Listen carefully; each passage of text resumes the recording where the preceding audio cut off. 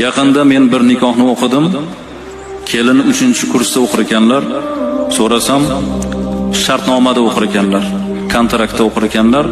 Qiziqib keyin bir sinash maqsadida ham, xo'p, bu kishi kelin bo'lsa, hali yana 1 yili bor ekan.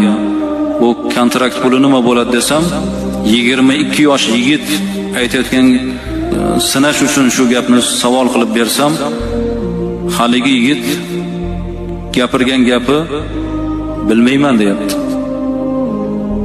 Endi buni borib so'rash kerak-da onasidan. Oyi nima qilamiz deb turib. Yigit kishini o'zida ham bir ichida bir qaror, ichida ham bir e'tiqod, bir maqsad, reja bo'lish kerakmi?